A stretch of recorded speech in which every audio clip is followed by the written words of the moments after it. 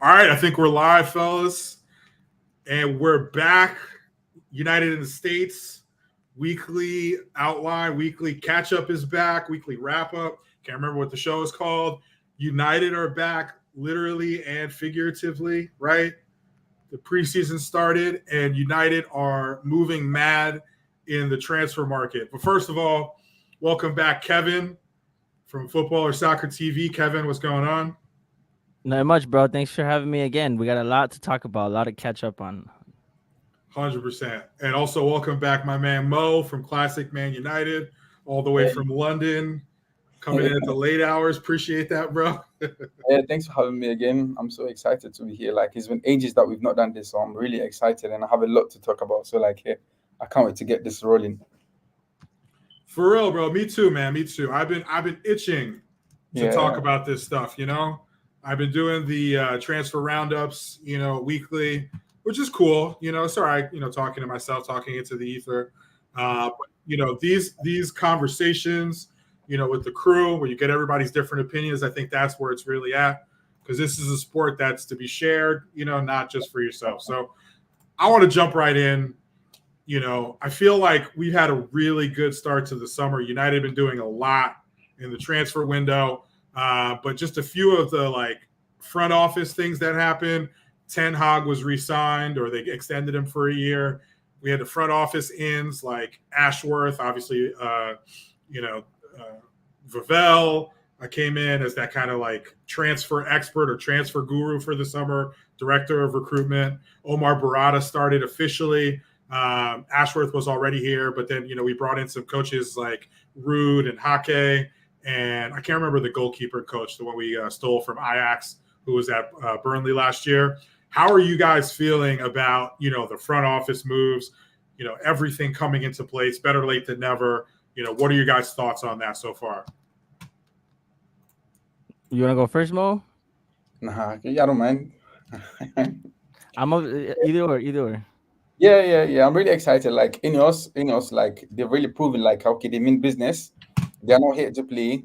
They really set the ball rolling. Like I'm really excited about like Sergeant Radcliffe, if you've listened to some of his interviews, like he's spoken a lot, and you can see like here he's proven about what he's spoken, getting the people behind the scene in before, like we said, the ball rolling. He managed to get Dan Ashworth in, and as soon as Dan Ashworth came in, after 1 week we've got our first signing. That means like they mean business. And as we're speaking today, our third signing is on its way to United. That's what we're talking about. Like not what the Glazers were doing, like hey, just going in with the business, like transfers was mishandling and that kind of thing. With Ineos, you could see like okay, there and even with the transfers that they have in the signings, with the age, just look at the age of the players that are coming in. That's one thing that tells okay, this is a long term process that like Ineos are working about. They are cooking, and I'm really excited about that. I agree. I agree with basically everything he's saying. It feels weird to be a United fan because like right now because we're not used to this. Like we're not used to this at all. So it's like I see a lot of we're getting overly gassed, which is great because like we're not used to this, and this is what a structure is supposed to actually be doing, Mhm. And what I'm excited about is the speed, right? We're so far behind from everybody already because of how many years the Glazers have bad recruitment, bad decision making, bad wages, bad everything from top to bottom. It was just rotten. So we're behind. Like a lot of people like we're saying, oh, Arsenal are not doing much or other clubs are not doing much, but we are. But for me, it's like we should be doing this because we're so far behind. This is what we need to do to catch up to the other clubs. So I'm happy. I'm happy that we're actually being like we're actually being competent in the transfer market, and I'm liking everything that they're doing. It's when people used to say Myrtle Madness, because he was like the only guy involved in the deals. Now there's so many guys. There's Christopher Vivell, there's Dan Ashford, there's Omar Barada. There's so many people involved. There's Wilcox. There's so many people involved that are good people in what they do. They're professionals. They're experienced. They've been there. They've done that. They know how it is. And that for me, it's like it's what something we've been crying out for all this time. You know what I mean? And I just hope that so far the window's been great. I just hope that it keeps going like that. And we got to keep the momentum going, and I want to see good things this transfer window. So far I have. We need to get a couple more players in, a couple more players out, and I want to keep seeing things happening in the January transfer window. We go again. The summer transfer window, we go again.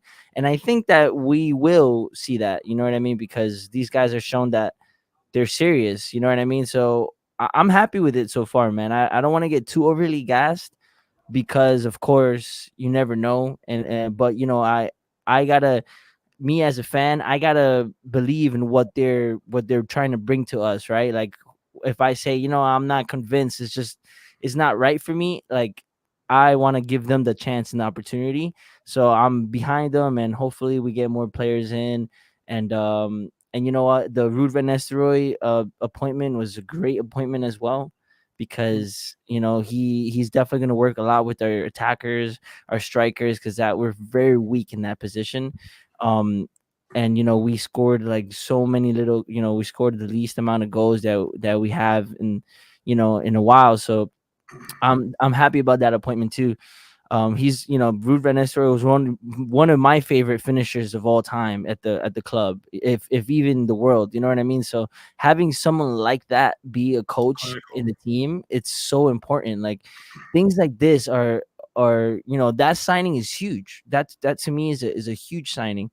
So yeah, things like this are like things that I'm excited about. Like, hopefully next season we go into it with that momentum, and hopefully, like, these play like we play most of these players, and we show what Ruud van Nistelrooy can bring to the to us, to the team, and everything like that. So yeah, man, I'm pretty hyped up. Yeah, man, agree with both of you. Super great news. It's great having a structure in place. On top of that, football people making football decisions. That's what it comes down to, right? Like before, we promoted from within, we promoted people from the business side over to the football side. We over promoted people. We're getting people within, the right roles, based on their level. Like Vivel was the guy who was basically signed at Chelsea to be director of football. Didn't work out because Todd Bowley just doesn't know what he's doing yet. And apparently they had two other people who are now co-director of footballs. So he didn't have a role because there were three people in one position.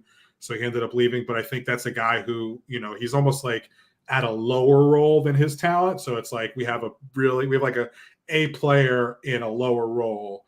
Maybe he could be a director of football somewhere else, but we're putting people. Jason Wilcox, director of football at Southampton, he left there to come to United to be technical director. Ruud van Nistelrooy, he's a guy who was up for the head coaching job at Burnley. Yeah, Burnley's in the championship, but look at Burnley. Their last manager got relegated, and he got the Bayern Munich job. So it's not a nothing job, right? He could have been there a head coach. He said instead he decided to come to United and to be an assistant on Ten Hag's staff. Now, I think, like you said, Kevin, that we want to be a little bit measured because this is just the first step to getting back to where we need to be, and we're very far from being the juggernaut that we have been. But I'm filled with positivity because, one, we're getting all these great people in these front office positions. They know what they're doing in these roles. But on top of that, we've seen immediate results. So I'm going to do a little ham-handed transition here, but we've seen so far results in the transfer window. We brought in Joshua Zirkzee at striker. We brought in Lenny Euro at center back. Two young, up-and-coming prospects, highly talented, very highly touted around Europe. Lenny Euro was arguably the best young defensive talent in Europe, at least 21 and under. I think very few people would argue that. But I'm just happy to see that what they've done so far in the transfer window, that they can keep that up. Then I think we're on pace to becoming United again. Even if it's not going to happen this year or this month or whatever it is, we're on pace to getting back to where we need to be. And also 21 is coming, obviously. No, I'm just kidding. But in general, we do have more transfer business to come. Did want to discuss the ins with you guys, what you see happening moving forward. We still need, I think, a defensive midfielder. I forget if we talked about it, but, the positions that we need to fill out the squad. I think we all decided striker, maybe two midfielders, two center backs, depending on outs, left back or right back, whatever. where do you guys see this window going as far as transfer business moving forward? I think they're moving kind of quick, to be honest, which is great. We got the center back, which is priority. I do believe we're getting another center back. Personally, I think we need three, but obviously it's going to be a lot this window. We're definitely going to get another center back. We addressed the priority position. We addressed the striker. Now we're going to address the midfield, and then we're probably going to go back to the center back, and then we're going to go to probably a fullback, left wing fullback, and then or a right winger, not a right winger, right fullback. So you know those positions I'd be happy with. I like two midfielders realistically, but I wouldn't, given everything that so much, positions that they need to replace. I wouldn't be upset if they didn't replace all of them because it's so hard to do that in one window. You're gonna have to prioritize certain positions. So yeah, that's why I think we need two more center backs in my opinion. But I like what they're doing. I like the strategy, right? Like these players are very talented players. Everyone that so far we're linked to, everyone that we're trying to bring in, um, I think they're very talented players that have potential to take it to the next level. I like that. We're not signing the Mounts. We're not signing the Sanchos. We're not signing the Casemiros. We're not signing all these players that are already proven, right, and that have already played. And like we're not signing the Di Marias or any of those sorts. We're signing players that are have the potential to become one of the most talented players. So we're trying to develop these players, and I like that we're linked to players that are going to take that next step, you know what I mean, as opposed to I've already done it all, right. I'm already at that high step, and I like I kind of the route that they're taking in this window. So yeah, man, so far I like it. Ugarte, I hope we get him next. Then we get Delit. I'm happy with Delit. Delit, I think, would be a very good center back for us because he has some sort of experience, but he's still young. Lenny Euro is too young, in my opinion, but a great signing for the future. And who knows, he might hit the ground running, but you still need, someone else to come and help him or help Lissandro Martinez. And I don't trust Maguire and Lindelof anymore. You know what I mean? These guys, so it's a shame that Willie left because I really liked Willie. But since he left, we're left with now we have to get another center back and hopefully we get both Branthwaite and Delit. But maybe that's not gonna happen, which is fine. I'll be okay with Delit coming in and then maybe Branthwaite coming in January or next summer or something like that. That way we have the defensive cover, and maybe have Luke Shaw come in the as a replacement for Martinez, and then get a left back. You know what I mean? With that, I think we'll be set because our issue last year was defensively, right? Like we always get caught, and then we couldn't go higher up because our center backs weren't. We were playing in ball playing center backs, and they didn't have the pace, and we're afraid to like leave them on their own. But with the new center backs, I think that we're going to be able to do that and kind of play more of that system that Eric Ten Hag wants to play. So center backs are very, very important into our system. So I would definitely prioritize the midfield and center backs, and then go to the fullbacks. But yeah, man, that's so far so good. How about you, Mo? What do you think our future business is? Like, are you good with Ugarte as a Yeah, PM signing? yeah, it's been a good transfer as like so far as the players that are coming. If you look at Lenny Euro, he's been rated as one of the best talent young defensive midfielder like defenders in Europe at the moment. 18 years, good signing. Even though like here I've seen some comparison online that we spend a lot of money like to beat Real Madrid to get Lenny Euro. But if you look at Lenny Euro, his age, he's been a generational talent. Like he's 18 years old.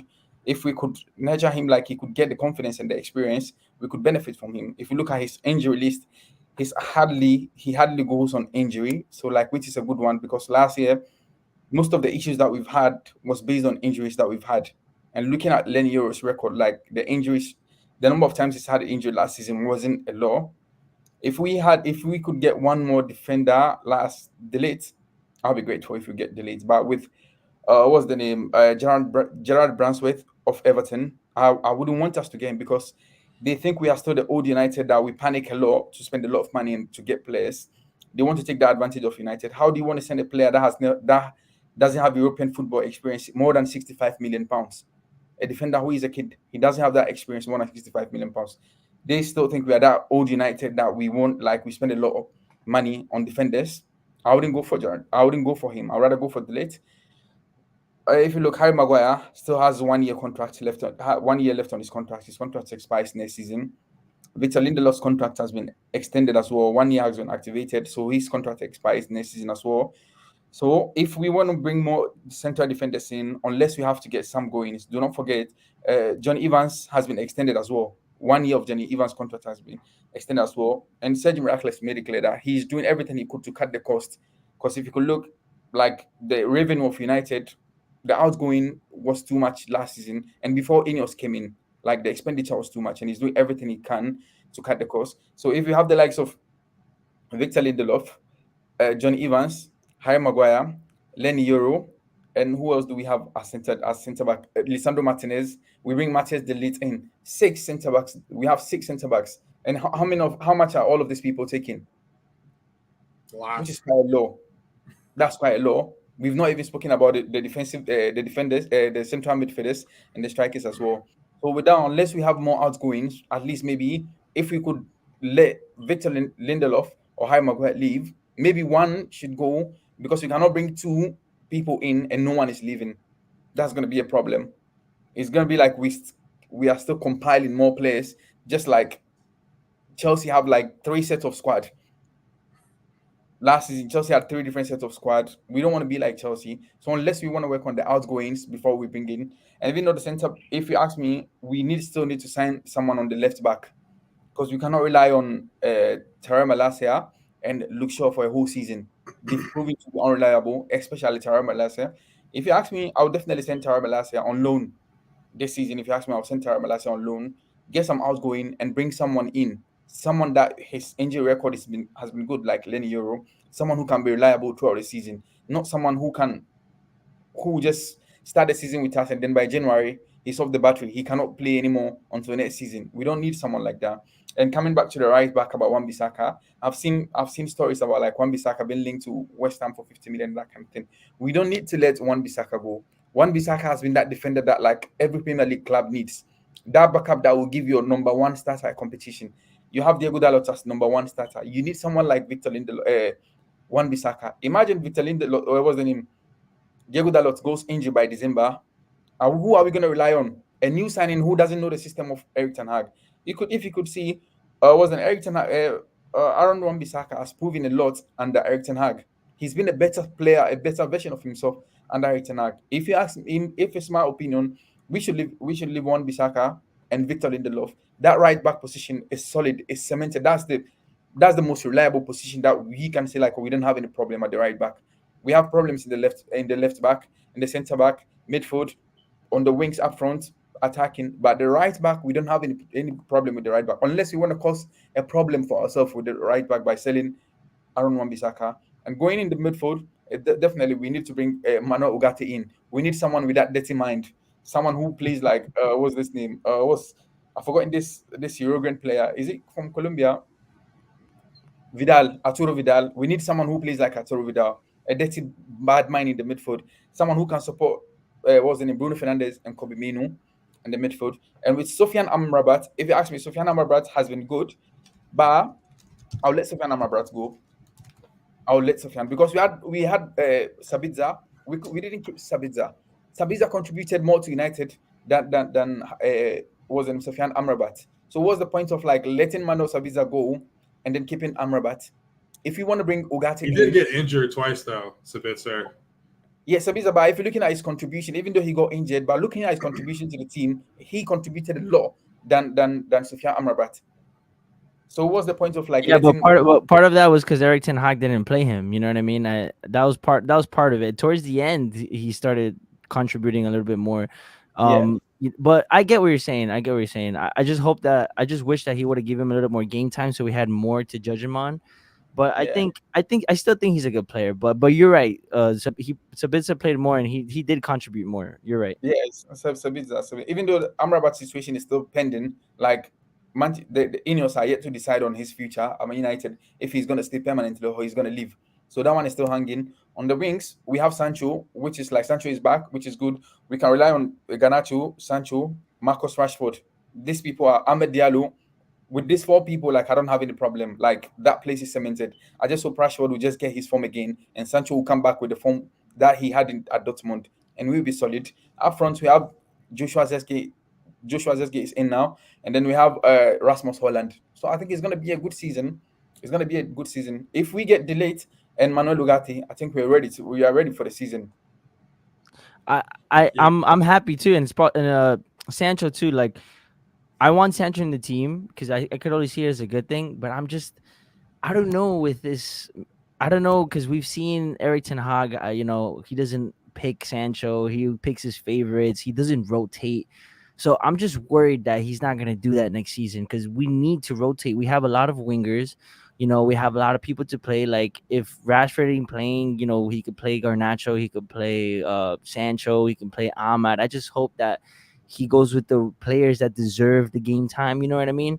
So that's why Yeah. I'm excited, but I'm still a little like reserved on it. So I just hope that like with the new coaches in and with the new regime, like they can, they had a talk with him and they're like, listen, like these are the issues that happened last year and all these things. Like, this season you got to do things differently, and hopefully with like the other coaches as well, maybe they'll have some part to play.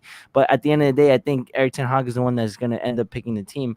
I just hope that he learned from it. So because we need to see Sancho, man. I want to see this guy if he ends up staying, because there's a possibility that he could still get sold at the end of the transfer windows. There's still a possibility of that happening. But if he does stay, I definitely want to see him get some game I doubt, time. I doubt, I doubt if they will sell him because Eric Ten Hag has spoken like, okay, we need good players with quality, and Sancho has proven to be that. Hopefully not. Yeah, Sancho has proven to be that player. So far as we've let Mason Greenwood out of the bag, we need to keep Sancho. We cannot let Mason Greenwood and Sancho go for us to go back on the market again to look for someone to replace them. At least we give Sancho one more season to prove himself, and let's see what he got. Because he's proven to everyone that he got the talent. He can play the football if you give him the opportunity. So I just hope he get the playing time, and I hope Amad Diallo will stay fit this season. He will stay fit and get more playing time, which will give like Eric Ten Hag more options. Yo, so A lot of this good guy, points there. A lot of good points there. Just this a few guy. things that I did want to touch on real Let me quick. say something real A quick few to things this I didn't want to. Kevin Okay, go guy, ahead, real, man. real quick. Yo, Delay is coming to United, bro. That's it. Like, drop it. Like, that's it. Yeah. He's coming, bro. He wants to come. He don't want to play with no. He don't want to play with no Vincent Company ball. He's coming, bro. So you can sign the petition all you want. You can sign the 50,000 or whatever it is. He's coming to United, bro.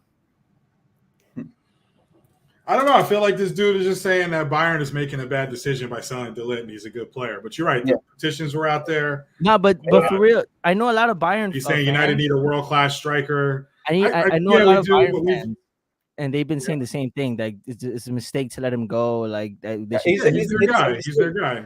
It's a mistake to let him go. It's just like we trying to let Wan-Bissaka go. Like it's just a mistake. You don't. There are certain players that like you don't even have to put them on the transfer market unless they are causing a lot of problems in the dressing rooms before you put them on the transfer market. But De Ligt has proven to be that defender that like here. He's so good, so good. I don't know why Bayern want to sell him, but he's so good. Yeah, he's bounced around a lot. He's on big wages though. But like it's touching on something you both said about the transfer business and the people we're bringing in.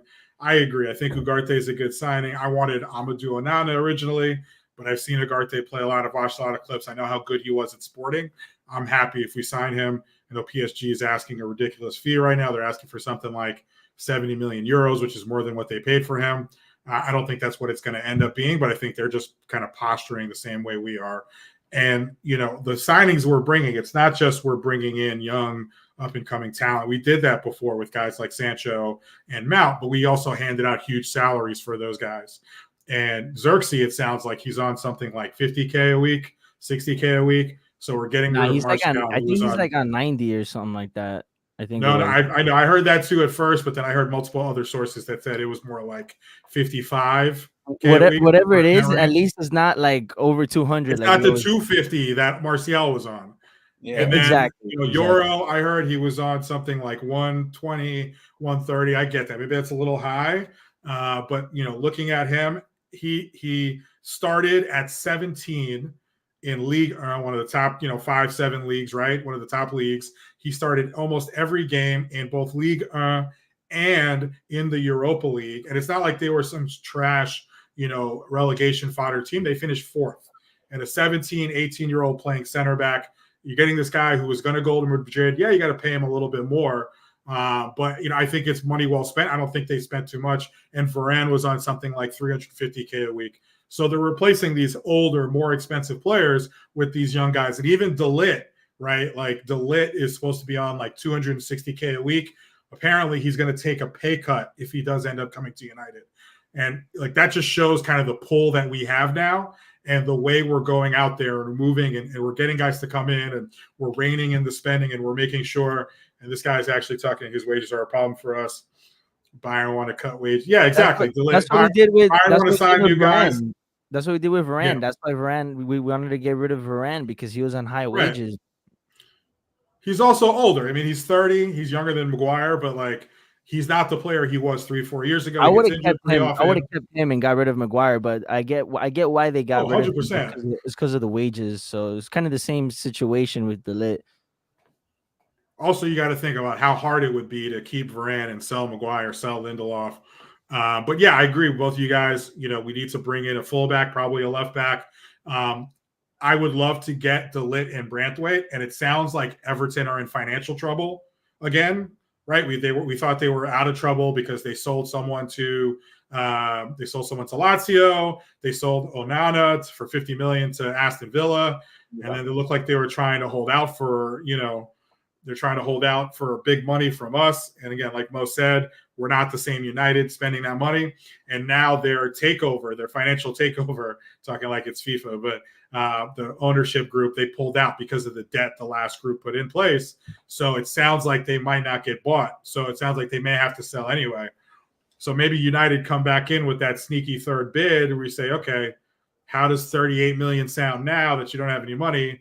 And see what they said. Because it was weird the way they were acting, I don't know if you guys saw on social media, but it sounded like Everton were mad that United went and signed Euro instead of Branthwaite, and they were trying to pretend like Branthwaite was the better prospect. But it looks like they're in some trouble now. Bro, they're crazy. Branthwaite at a good fee. Bro, they're crazy trying to put Branthwaite to 70 million. Like Euro was a better player and a better prospect. You know what I mean? Like, and they were asking for 70 and he's 4 years younger. Pounds, like that's a lot of bread for a guy who isn't even like that has the potential like the Euro has. Yeah, he doesn't have the European football experience. Exactly. So why would we spend that amount of money, even though we spent that amount of money on Harry Maguire to bring him in? But hey, we've not benefited from Harry Maguire. Like his contribution hasn't been that great. Like I would say, like probably maybe 45% or 50% to the club. I wouldn't say like his contribution has been that top notch. He's been good in half the games. Yo, Maguire swap deal with De Ligt. What's up, man? Maguire swap deal. What's up? I think Everton would take Maguire. I don't think Vincent Kompany wants Maguire over there in Bayern, but maybe he could make it. He'll be good. He will be good in the Bundesliga. Sean Dyche's system doesn't have to leave the box. Oh yeah, he'll be great in that system. Hell yeah, for Everton. He'll be good in that. For West Ham. Yeah, either or. Hopefully we get rid of him, man. Yeah, okay. So let's talk about the outs a little bit. I know we talked about it a little bit. There was news today that said that United aren't selling Casemiro, Sancho, or who was the third one that they said they were going to keep? Bruno, because it was like the Saudi league. They've been looking at Bruno. There was like rumors of £100 million offer. It says United aren't interested in selling those three players. I don't think Bruno's going anywhere based on what I've heard recently, but Casemiro and Sancho, personally, I think those are smoke screens. If they made up and Ten Hag and Sancho are fine, he can stay. But he's a guy on a huge salary as well. And with the issues they had last year, him not wanting to apologize, chilling in the in the youth, it's hard to come back from that. And like, I feel like that's a player where, yes, if they get it done, fine. But if it pops off again, that's going to be a media frenzy. And then Casemiro, as great as he was in that first year, he was pretty bad for most of the year last year. What do you think about the outs? Like, do you think these guys are going? Casemiro, you already said both think you think Sancho is staying. But what kind of business do you expect to see for us on the outside to be happy with this window? Well, supposedly McTominay, I think, might leave too, because they're trying to get him. They're trying to get him to Fulham, but Fulham don't want to play. Don't want to pay. I think it was like 25 or 20, whatever it was. They don't want to pay, but supposedly McTominay wasn't for sale. There was reports in February that saying McTominay wasn't for sale, but now all of a sudden they're considering McTominay to move. So like, who knows? Like, you know what I mean? Like, who knows with this regime? Like, that's the that's the mystery. Like, I personally would get rid of Casemiro. I would get rid of Maguire. I would get rid of McTominay. I'll get rid of Wan-Bissaka. I know Mo wants to keep Wan-Bissaka, but if we don't get a right back in, then I would keep Wan-Bissaka. But if we get another right back in, then I would definitely get rid of him for another right back. I would get rid of most of the team, you know what I mean? But I don't think they're gonna do that. They're gonna definitely get rid of Lindelof. I think he's gonna go. I think Lindelof and Casemiro for sure are gonna go. It's just gonna take time, because Saudi might want a certain wage, and his wages are big, so they might want to give him a certain wage. So I don't think it's a rush right now with Casemiro. So yeah, I think McTominay will leave. I'm hoping that he leaves, because I'm tired of seeing this guy, man. He's been here since like Jose Mourinho days, and like, come on, man, we have to get rid of these players that have been here for other regimes. You know what I mean? Like Lindelof, he's been here since Jose Mourinho. Maguire, like, we have to get rid of these players, man. Like, we have to start fresh, tear the squad apart. So hopefully those guys leave. But what about you guys? What do you guys think? We just give John Heaton 1 year, 1 more year contract, and John Evans. So like, you're still sticking with the old guys. Tom Heaton has just been given 1 year, and John Evans. So you're just gonna see the old guys first for another season. Ten Hag only plays one goalie, so I feel like Tom Heaton's just a coach at this point and a British player on the squad. But yeah, no, I agree. I think look, Casemiro, I think he's got to go. Personally, I get rid of Sancho, but if he stays and we know he's going to work hard and he's going to contribute to the team, I'm happy if he stays, whatever, if he can prove himself, but he's on big money. I wouldn't be mad if he went. Maguire and Lindelof, if it's a choice, I personally would keep Lindelof, but I think they both need to go just because Lindelof, he's more of like a Swiss Army knife. He can play all across the back line. Maguire, you can say he had a good year last year, but don't forget Lindelof. He changes the system so much, right? Say it again. Don't forget Lindelof was one of the flop against is it Fulham? He played on the left back against Fulham, and like, he was a shamble. Like, it was a disgrace to watch Lindelof from the left.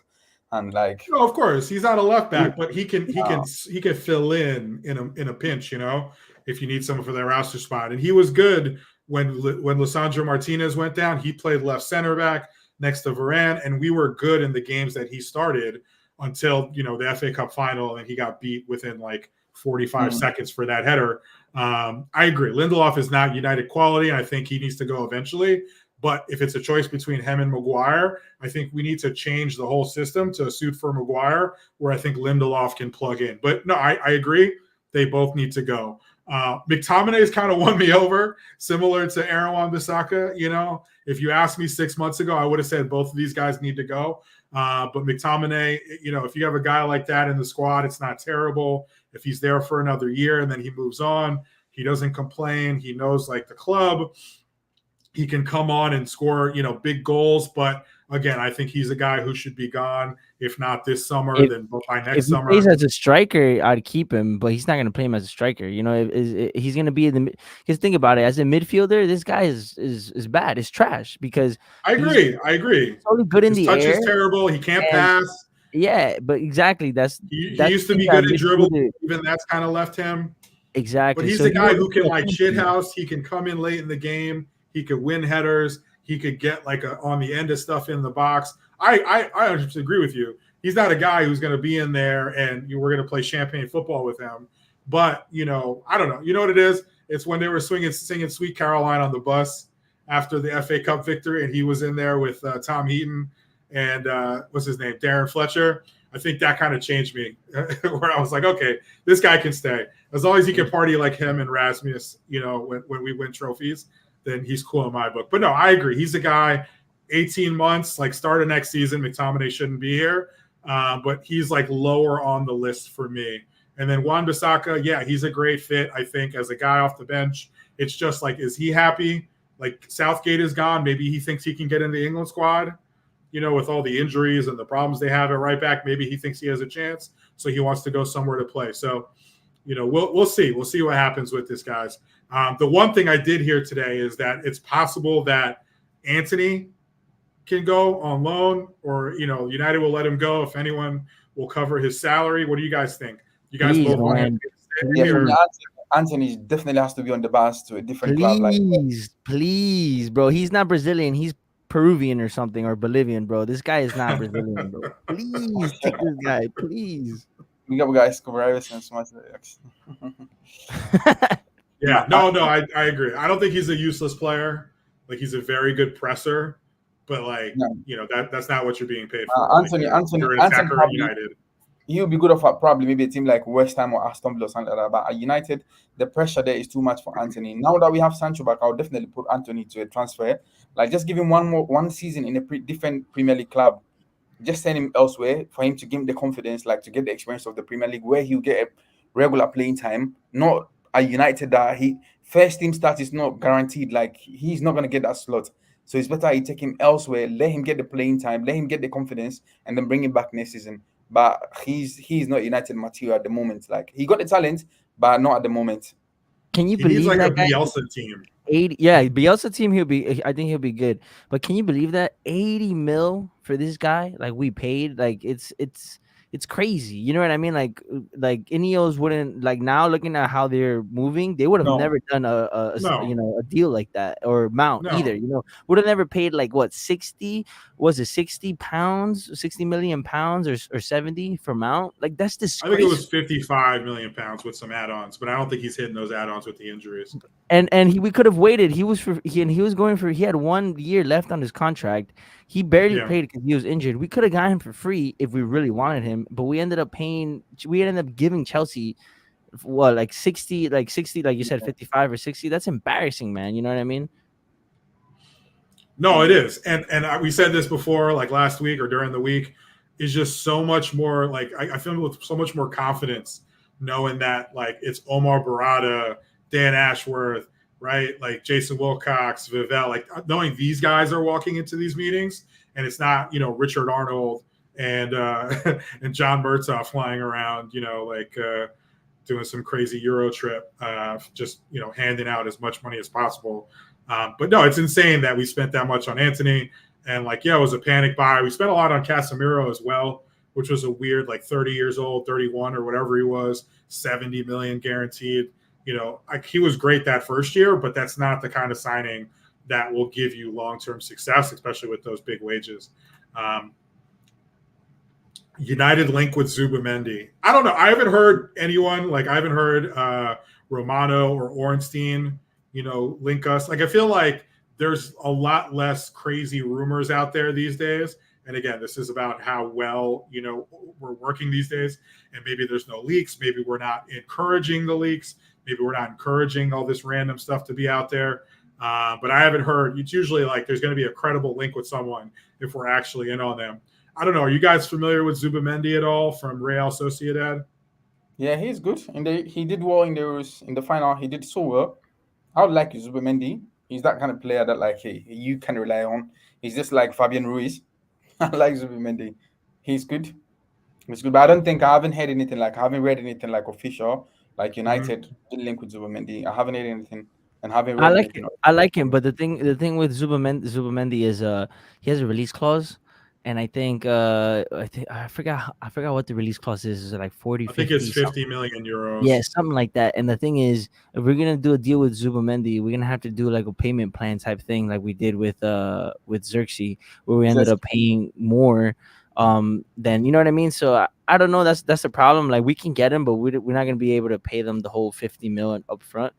I like him, but personally, if I had to choose between him and Ugarte, I would choose Ugarte because I think we need a player like that. But Zubamendi wouldn't be a bad signing at all. I think he'd be a very good signing.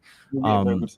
yeah, I don't know much of him. I've seen him a little bit in I think Sociedad. I think that's or yeah, it was Sociedad.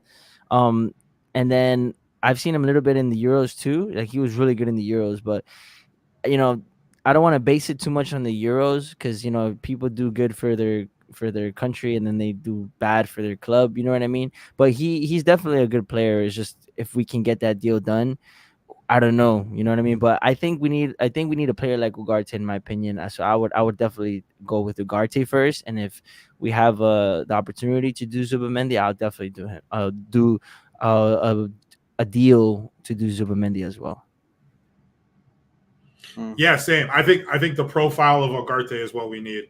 We need that midfield destroyer, someone who's going to keep it simple. They're going to win the ball back, and then give it to Mainu, give it to Bruno, right? Like those two guys, they're going to be the attacking part of the midfield, and we need someone who's going to sit deep and cover that center back pairing or the defense, however we set up, whether it's two at the back, three at the back, and I mean like three, like with a fullback tucking in.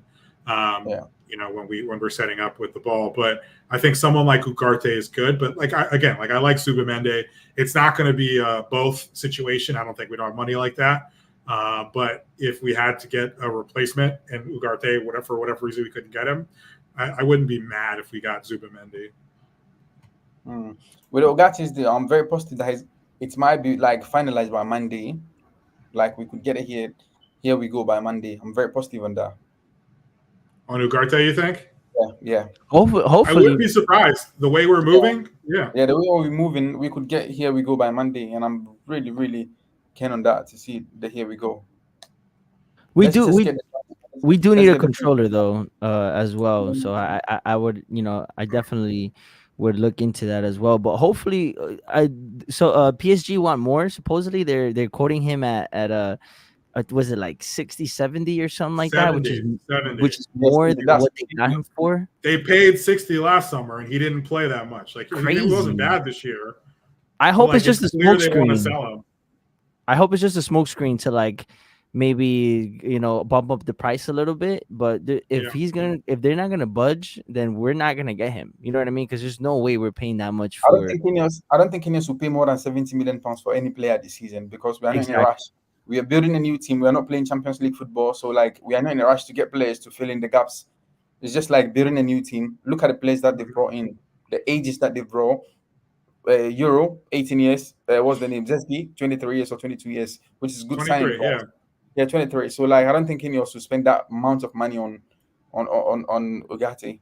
If it's gonna be beyond 70 million pounds, take it off the market. Like Gerard Branswaith, we could have signed him long ago. If it was like John Metho and Co, we could have signed him already. But this is a new era.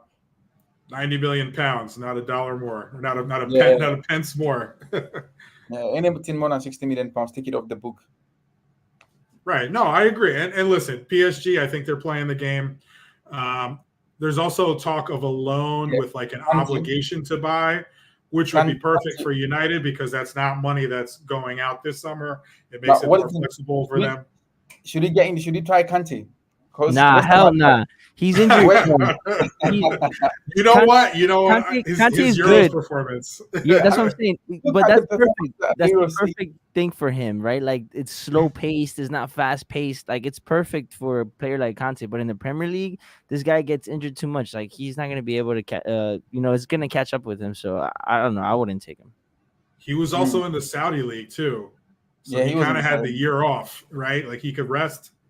Get ready for the Euros. Exactly. Like, listen, he played really well in the Euros. I want to give him credit, but is it 2 man of the match or 3 out of the 5 games? Yeah, France, he was their best player the first 2 matches. Yeah. France was trash, man. Like France was so bad at this Euros. I A lot of can't teams believe were they bad. made it to the semifinal, like playing like that. Just like England played like So that. You much know what I mean? talent. Like England only cooked against Netherlands. You guys played really well that game. The other games, not good at all. It In my wasn't good. opinion. It In my wasn't good. opinion. I wasn't good. Like, I don't think me for me, I would keep on saying like our manager is not like tactically creative. If we had someone like Pep Guardiola, Jurgen Klopp, or Ancelotti, we could have easily won the Euros because we have the best players on the planet in the England team. The depth of the players, like in the bench, it's outrageous. But imagine like we were struggling against Slovenia. We couldn't even beat like Netherlands, like hands down. We were struggling. Most of our goals came at the last moment. Let's see what happens. Like, let's see whoever comes in. Let's see what happens. But Southgate, When like, it he did was with at 8 years at England manager, but like, it wasn't good enough for me. Get Graham Potter, bro. Get Graham Potter. He'll definitely get the best out of the No, squad, in my opinion. yeah, no, Graham I would rather Potter. go for, I would rather go for Ed Howard. Name from I would Newcastle. go for Ed Howard instead of Graham Potter. You will go Yeah, out. Yeah, they're both I'll good. go for They're Ed both Howard. good. yeah. I would Bro, go anybody Potter. would just do better because than of the Southgate, bro. talent. For sure. When it was 1-1, I was looking and I was like looking at Spain's bench and looking at England's bench. And I was like, England could change the game here. They bring a couple attackers on. You know, the Spain defenders are tired. Like Spain, usually when the game is getting to the end, they bring off, what's his name, Yamal. They bring off Nico Williams, who, by the way, Nico Williams is a beast. Like if I were United, I would try to get him. I Nico don't think we're Williams going and to get him, Olmo. but I would Nico sign him Williams and, tomorrow. yeah, Nico Williams and Olmo were like, Yeah. they were Yo, on Dani fire. Olmo was great, man. And Yeah, Fabian Olmo was very good. Ruiz Yeah. was great too. Yeah, Yeah. Fabian was like this. Spain was arguably the best team from start to finish. I mean, Germany started well. Austria, they were, an underdog. They played well. Austria, I thought was awesome during the Euros. Like the way they were able to. There was like a run that they kept playing in, like the attacking midfielder behind the center back, and they were like they got this run like 6-7 times a game. And I was like, how are they playing a guy like Ralph my boy Ralph. My boy, Yeah. Wreck-It Ralph. You already know. Ralph was doing something great in Austria. Mm-hmm. I Ronaldo was said, gutted when "Who they is lost this to guy?" Turkey. Ronaldo said, "Who is this guy? That's who I am. Take that, Ronaldo." That would have been amazing if they got to play Portugal. Because like if they beat Portugal, like that would have been like the ultimate, listen, Ronnie's still my guy, but that would have been the ultimate like end of that interview teardown. Because a lot of the stuff he said, about the Glazers, fine. About the facilities, yeah, that's 100% true. But some of the stuff where he talks smack about Ragnick, like I didn't like that. And, I thought Ragnick had a great tournament. Austria had a great tournament, but just it's one of those things, like you said, where it's, talent, it's luck. You just got all the chips got to fall where they, in the right spot for you to win. Who would you guys get as a left back? Like who do you guys are guys like looking after as a left back? Chris, go left back, go. So the guy that I had was Ferdi Kadioglu. He's from Turkey. He was on the Turkish national team. He's a right footer. He played left back, but he's very two-footed. He can play on both sides, right back, left back. He can play in the midfield. He's played like left wing, right wing as well, like attacking. This guy's played all over. Even though he's Turkish nationality, he was born and raised in Netherlands. So he's got that Dutch connection, which is, one of those United Ten Hag things. But also, the Dutch players, they're very technically gifted. So I think he's a guy who knows how to play the way, the coaching staff is going to want to play. And I think he's someone who would come in and he wouldn't be like, oh, I need to start right away. If we did end up getting rid of Wan-Bissaka, if we didn't get that left-footed left center back, then I think we could do a thing where Shaw could slide in and he could be Martinez's backup sometimes. And we could get this guy, Kadioglu, in there as well. Besides him, I know there's the guy from Girona. I think his name is Gutierrez. Yeah, I know he's pretty good. Yeah, he's good. Yeah, man. He's pretty good too. I don't really have like a favorite left back candidate here. I'd rather like trust Ineos that they're not going to go and overpay for someone who's not good.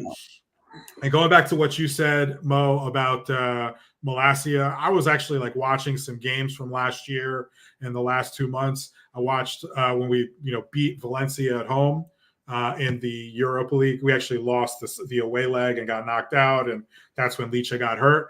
but like United arguably played one of their best games of the season, played like 10 hog ball. Sancho played well. Antony played well. Martial was cooking.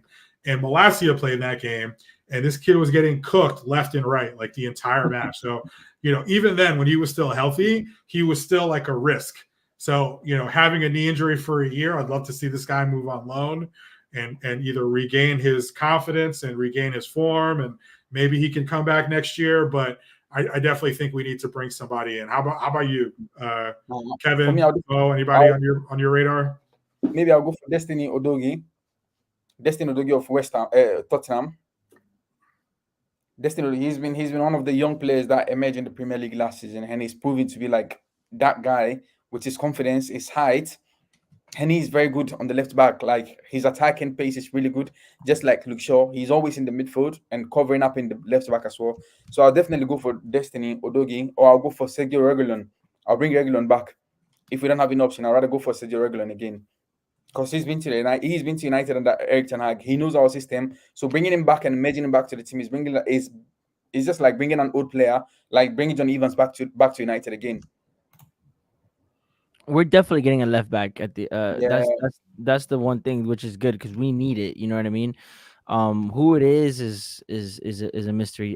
Destiny Udogie would be great, but the thing is, I think it would be too. I think they'll price him at too high because I don't think they want to get rid of Destiny Udogie. And I think they'll let go that easily. Yeah, exactly. So I don't Daniel know. Levy is not giving Daniel, yeah, I was just gonna say that. I was just gonna say that Daniel Levy is a nightmare. So I don't think we could get him. Reguilon is not a bad shout, but I would get him as a cover, you know what I mean? Because he's injury prone as well from what we've seen last year. So depending on him might not be such a good thing, especially that we have Luke Shaw who's already injury prone. You know what I mean? I think we need a player that's not as injury prone in there. But I think that the Amas guys from the Mas kids. Harry Amas. Yes, I don't know if he plays right back or left back. Left back. There you go. We can bring him. Luke Shaw. He's just like Luke Shaw. If you see Luke Shaw playing, just imagine like the kid is just like Luke Shaw. Yeah, he's good. I've seen him play. Like, he's a Luke Shaw regen. Yeah, he's just like Luke Shaw, like a photocopy of Luke Shaw. He's a little on the young side though. He's like 17, and a lot of the talk. I watched like the first half of the Rosenborg. Yeah, I watched that one match on Monday. I didn't watch the second half as much. Like I wasn't still working. It's the work day. But from what I understand, he didn't like look out of place completely. But he's like still like a little bit off physically. Like he's a good enough player, but he doesn't have like the physical maturity yet at 17. He's not Lenny Euro or Kobe Mainu or Wayne Rooney type player. He's going to need another year or whatever to physically mature. But no, I agree. And I think that's kind of like Reguilon is a good shout as well, because I think he's got a year left on his deal. There was talk we could get him in on loan, if nobody wants to buy him. And then he could be sort of that like bridge to Harry Amas being ready. Because originally in the beginning of the summer when I was looking at it, I was talking about this guy, Mario Hermoso. Kevin knows, he heard me talking about the dude Hermoso from Spain. He also plays for Atletico Madrid. He could be like a left center back, left back cover. That's the brother of that the Hermoso from the one that got the one that the president of Spain kissed or whatever. That's that guy. Yeah, right? That's his sister. Yeah. Oh, really? Yeah, her brother is a good player for Atletico Madrid. He started something like 40 out of 42 matches last year, or 45. He started like 80-90% of the matches under what's his name? Who's the Diego Simeone? He's a good hard-nosed player, but he's old. He's 29. He's on a free though. He's a guy who I thought, we bring this guy on a 3-year deal. He'll be here for 3 years. By the time he's ready to leave, Harry Amas is ready to step in. Looking at what the business Ineos is doing, I don't think they're going to sign a guy like that. But Reguilon is not that far off. But I think that's something that works. And also, Reguilon played very well for Brentford at the end of the season. Yeah, he did really well for Brentford. Yeah, like man of the match performances in like 3, 4, 5 of the last like 10 games. They played a back 5, they played a back 4, and he was playing well in both systems. So, this is a guy who is coming in with a little bit of momentum, and he already knows the club. So I don't think it would be a terrible signing. I haven't heard of this guy. I'm trying to look this guy up. John Aramburu from Venezuela. He looks like another Real Sociedad player. He's 21. I mean, it's a guy, if Ineos are scouting him, great, give him a lot of credit. And, if he's a good player. But, We need more. We it definitely remains to need be seen. more South American players. That's why I really want Ugarte, because I think like if you watch him play for Uruguay, he's very good. He's like a destroyer. You know what I mean? And he does have a good. People say that he's not that good on the ball, and I get that, but he has a good pass on him as well. Like he can do those long passes that to Rashford. Those Bruno passes that he likes to do. So yeah, I want more South American players personally. But so far we got like a young French player. We got a Dutch player. We're getting people from like different leagues, which is great. I want to see more of that instead of just getting Premier League proven or English. You know what I mean, like English players. I'm glad that we're actually going and taking players from other leagues. So I definitely want to see something like that. Us take players from like the Argentinian league, or from the Brazilian league, or even the whatever league in South America it is. That's how they got like Caicedo. They got Caicedo because they got him from like the Ecuadorian league from like 5 million, and then now he went for 115 million. You know what I mean? So I want to see us do more of these type of signings. So I know it will come, but I definitely am happy with the Ugarte signing for sure. But yeah, we definitely need more South American players in there for sure. Yeah, the South American players are always nuts. Like Marcus Rojo, I love that. I love a guy who's going to go out there and like get in somebody's face. You know who else is like that? Cavani. Yeah, I love Cavani, man. I love them. There was a moment. I told you Vidal is one of number one. Right, Yeah, Vidal. Vidal. Yeah, those guys with steel, with heart. Like Richard Rios is looking good too. Was like that. Richard Rios from Colombia is looking good too. So there's players out there. We just we gotta trust our scouting system. Hopefully, like hopefully they in the recruitment system. Hopefully they pull up a gem like that. You know what I mean? And what I'm liking about it now is that if we see a player that is really good and has potential, there's a possibility now that Ineos could be eyeing that player and looking at that player. And we've seen that they've hijacked they hijacked Xerxes from AC Milan, and not that we hijacked Euro, but we paid him. We took that deal and we saw him like we want to take. Kind of did. Kind of, yeah. In a way, we kind of did. In a way, so I like that we're doing stuff like that. So now I have more of. Hopefully it keeps going. Now it's like before we'd be like, oh, this player is good, and then be like, nope, there's no chance of us getting him because like our board doesn't work like that. We only want like proven players and this. We wouldn't take that risk. Yeah, we wouldn't really take that risk unless they're like unbelievable or something like that. But now that we have the Ineos and the scouting system and the recruitment system and the director of football, now I have like. I guess I'm more confident that if there is a player like that, we can possibly be eyeing him and hopefully go for that player. And that's all we want. We've been missing that for years. This is why we failed as a club, because we've had bankers with a W in the club. You know what I mean? And it's exciting, but we just gotta take it one step at a time. Yeah, you're bringing a tear to my eye, man. Because like the focus is football now. It's winning. It's not, we're signing a player. Look how many Twitter followers this guy has. Or look how many social interactions we had being linked to this guy. They're moving quickly and efficiently and signing players. And it's like, wait, we got linked to this guy? Oh, here he is signing, holding up the shirt the next day. And this is something we haven't seen in 10 years. So I'm pumped as well. Just like, let's, wrap it up pretty quickly. Just wanted to ask a question, predictions for next season. What would you guys see as a successful season? And, does that include top 4 trophies, whatever, just for this upcoming season? Yeah, a top 4 in European football, like a European trophy. Top 4 European trophy, and maybe top 4 in Europa League. Yeah, we get a top 4, get Europa, we win the Europa League, and then probably maybe win the FA Cup or Carabao Cup or something like that. I definitely agree. I want the Europa League. We won the FA Cup. We won the Carabao Cup. top 4, maybe top 3, who knows? Excuse me. And then yeah, the Europa League. We need that. We need a that's I think that trophy is a huge trophy. You know what I mean? And it's bigger than the FA Cup. So like if you see the progression, it's Carabao Cup, FA Cup. We're not ready to challenge for the league whatsoever.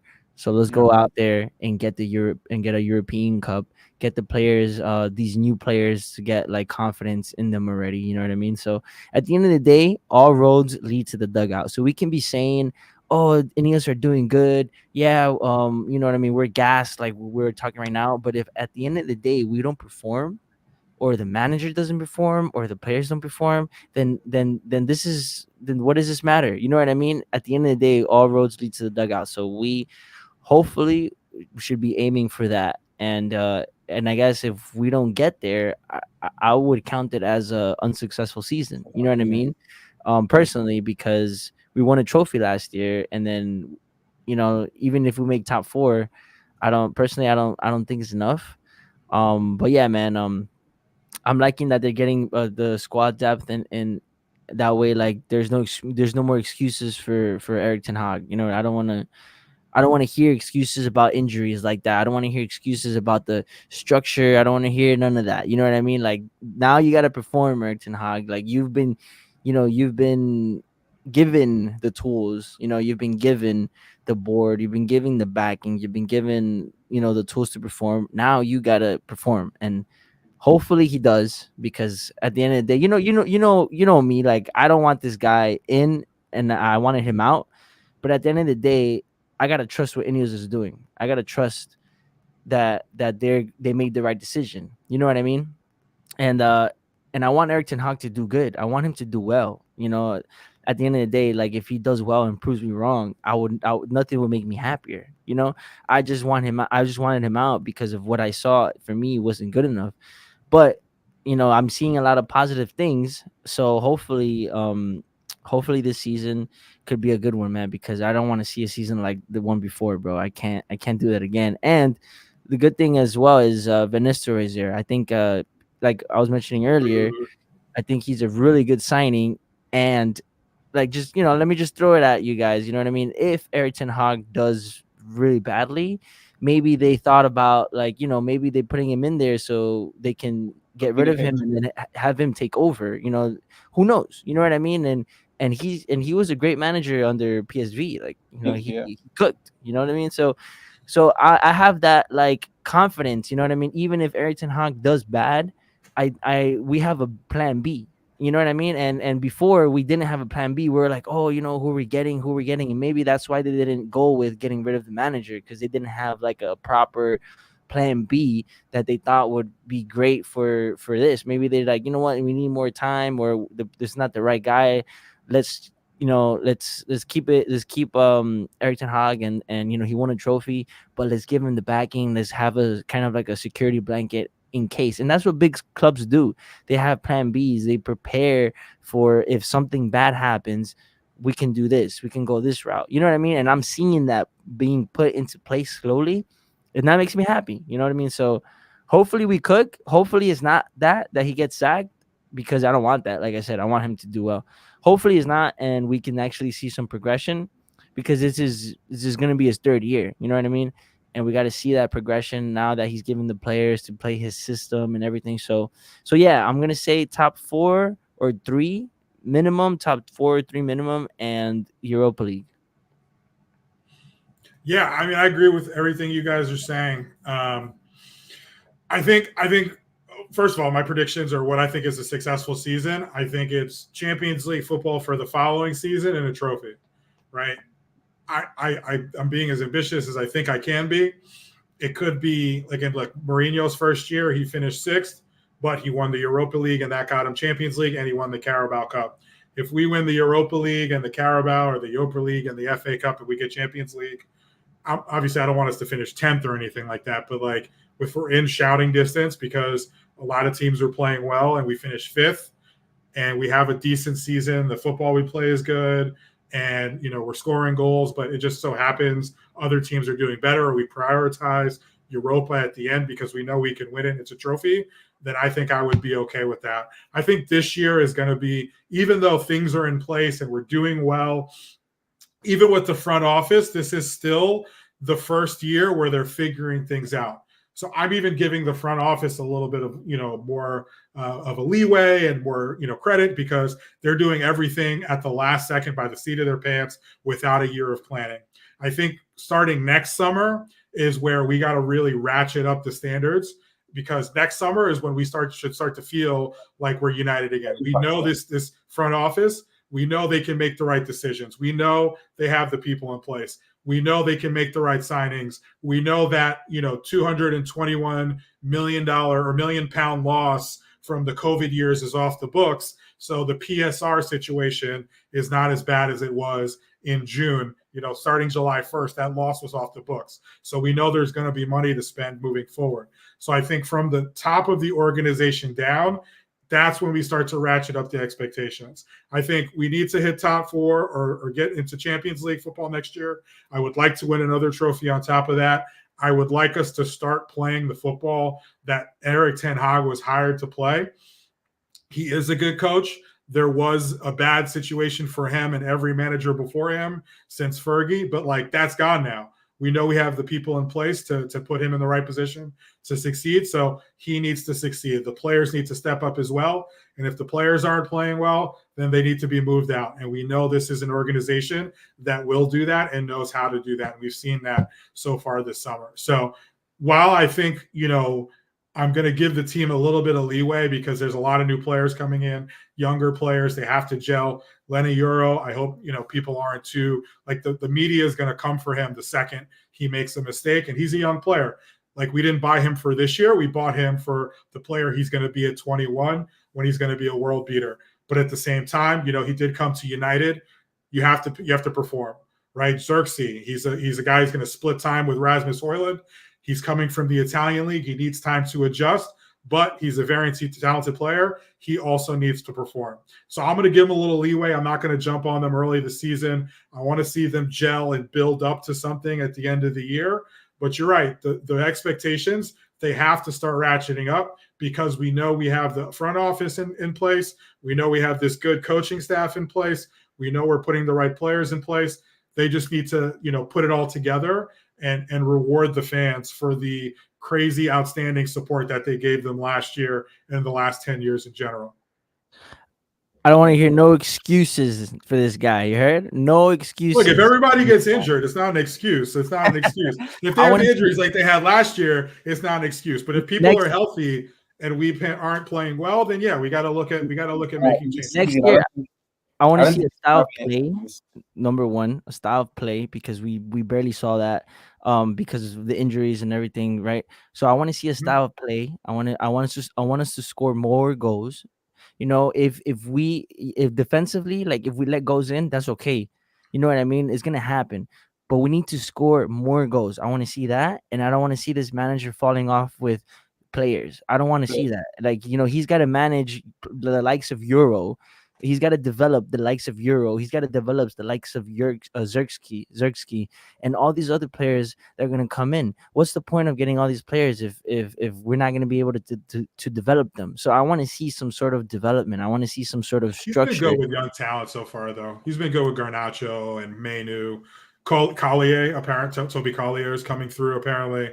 But I'm talking about the man management of some situations. No, I agree. The Sancho situation, I don't think it'll get to that anymore because, again, there's that structure above him. Mourinho was saying this. He was like, it's just me. Nobody else is here helping me. They're just you go take care of it.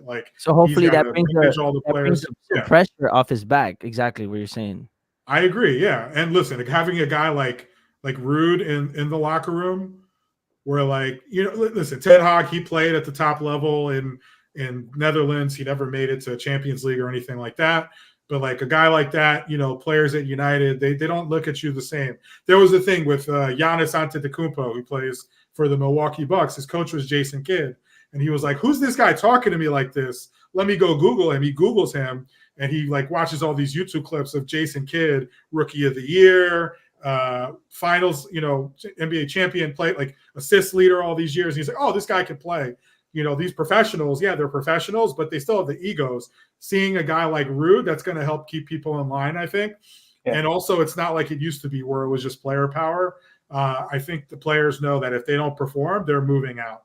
And look, Ten Hag is the same. If he doesn't perform, what's crazy is we scored the same amount of goals last year as we did the year before. We were just so much better defensively the year before, and we were winning so much better at home. But we definitely, like you said, we need to score more goals. I want to see us put 3-4 goals past people. And again, I'm going to give them that leeway to kind of like learn the system and gel. But by the end of the year, we need to look like the United that Ten Hag was hired to create. I agree. Yeah, totally agree. Totally agree. Okay. It's getting late over there in the UK. We're past an hour over here on the East Coast anyway. I think we should call it a night, or call it a stream. Just want to say thanks again, Kevin. Anything you want to plug, shows or channels, whatever, YouTube? Yeah, just if you guys could follow me at Football Soccer TV. I think it's the same thing on X, on Twitter as well, Instagram, all that jazz. Once the season starts, I'll definitely start making more videos. But the summer, I like to like just sit back and kind of just like maybe prepare for like the season and stuff like that. So definitely when the season starts, I'll be making more content and stuff like that. But yeah, Football Soccer TV. You guys could find me right here somewhere. Yeah, there you go. Yeah. Do you go Ibiza or do you go Mykonos or you chill with Harry Maguire out there in your off season? No, I'm just kidding. How about you, Kevin? Or sorry, Mo. Anything you want to plug? Thanks again, obviously, for coming on. Thank you. Thank you for having me. It's just the same classic Man United on Instagram and YouTube at the same time, even on TikTok. But I'm not that active on X at the moment. Like I'm just seeing probably where I could get active because I control all my pages and because I do a lot of editing and like posting and at the same time. So like it's kind of like a lot for me to handle all like the same pages. So I'm just trying to like get active on X, but let's see maybe before the season starts. And I'm working on like bringing a lot of like programs, even though like I host Classic Man United like Fans Diary Convo with Mo, but I want to change it to Fans Diary, and I'm working on like a lot of things behind the scene, just getting ready for the season. So like, yeah, I'm really excited for the season to start. Yeah, you've been making a lot of content, man. Big up to you, bro. Been making a lot of content. You don't stop. Keep Thank doing you. it, man. Like the grind is real, for real, for real. Yeah, thank you so much. Thank you. It's interesting. One thing about this thing is when you start from the scratch, like you feel like, oh, how long is it gonna take for this thing to get there? How long is it gonna take? But the more like you keep on, like you're determined, you keep on putting a lot of effort in there. You see, like your work is going up gradually. When I just started this like January with 0 followers on all social media handles. But now gradually, like on Instagram, I've got like a 3.2K on Instagram now, which is like growing on TikTok, like 16.8K followers on TikTok. And even YouTube, like I've passed my 500 subscribers, almost like 550 or something like that. So like, hey, big ups to all of you. Like we're all doing great. Let's just push. Let's just put more effort in there. Put the work out there. And Chris, you have to be posting on like Instagram, like your Instagram page is quite you have to get, like activated, like yeah. And even Kevin as well, you have to like get your Instagram pages like activated, like everything that you get about United, anything, a picture, transfer, just post it out there. You don't know, maybe that's one thing that is gonna push your page. Like you just have to get out there in front of the fans. Just let's keep the page going. Like let's grow this. Let's push it Yeah, hard. yeah, for sure, man. I definitely plan. I want to plan some stuff.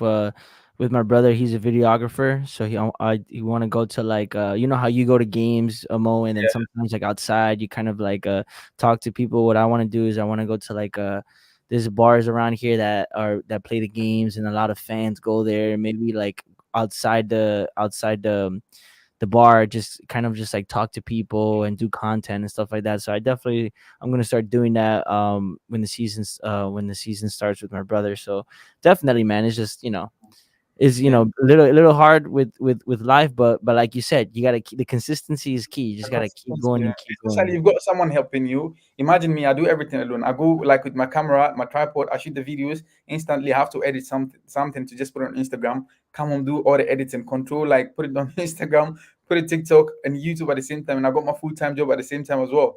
So imagine doing all of this. We just have to like just be determined. Wanting to do it is the key. Like let's just push. I'm really excited doing this and having like working with you guys. Like it's one of the things that I really appreciate. Thanks for having me on this, Chris. I really Hell yeah! appreciate And it. when the season starts, we should definitely do more of like weekly shows and stuff like that. That'll be, Yeah, weekly recap. That would be a good one. for sure, because there's gonna be a lot of stuff to talk about next year. You know what I mean? Like new players, and you know what I mean. It's gonna be a crazy season, so I'm definitely down for that. We should definitely do Yeah, it. for sure. And I hope you guys will come to the UK for a game or something like that next season. So I'm looking forward to meeting you next season when the Soon, season starts. bro. Soon, Yeah, soon. definitely. We Chris, got to we plan gotta a pull trip up. out there. Chris, we gotta pull up, man. Yeah. For sure, for Yeah, sure. you should come. So I usually have this Classic Man United podcast. So usually, anytime you come, like we could just shoot episode or something like that. Throw a couple I'm extra really chairs in the studio. Yeah. I can't wait to Me and see you Kevin guys. arguing in person. Yeah. Yeah. Yo, imagine like Eric Ten Hag. Yo, What? No. But yeah, no, thanks again for coming on, guys. Mo, your social media is an inspiration to me. Yeah, put me on blast a little bit. It was deserved. I'm a little more active on X. I think all my socials are in the video description below. And then also, I'm working on a site. Got a few articles up right now, but yeah, we're putting everything in place, and we're going to continue to grow and continue to make content as the season goes on. Because I'm not going to stop supporting United. I'm already watching it. Might as well go out there and watch it and enjoy it with you guys. So thanks again for coming on. Enjoy the rest of your weekend. Chat. Thanks for contributing. Everybody who's watching, if you haven't already, like, subscribe. Hit the bell. Go and follow Kevin and Mo on their channels as well. And have a great weekend, everybody. United playing a preseason game tomorrow. Let's go. Up the Reds. Go United. Thanks, guys. Cheers.